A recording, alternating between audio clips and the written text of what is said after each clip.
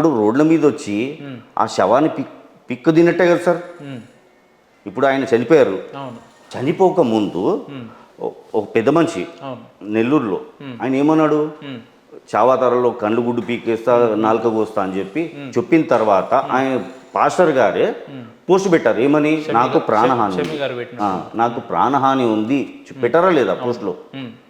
అప్పుడు ఒక్క పాస్టర్ని బయటకు వచ్చారా, ఒక్క పాస్టర్ని మాట్లాడినరా, స్పందించారు?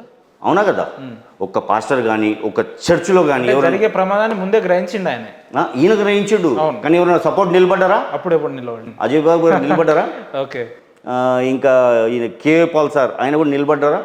ఇప్పుడు తరచూ పవన్ కళ్యాణ్ రేవంత్ రెడ్డి కలిసిపోయారంట. అదే వాళ్ళు కలిసిపోయారంట, కలిసి ఇవంతా డ్రామాలు చేస్తున్నారంట.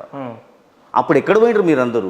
ఆయన వేడుకున్నారు, ఆయన నన్ను చంపొద్దు అని చెప్పి వేడుకున్నారు. వేడుకున్న తర్వాత పోస్ట్ పెట్టారు నాపై ప్రాణహాని ఉందని చెప్పి.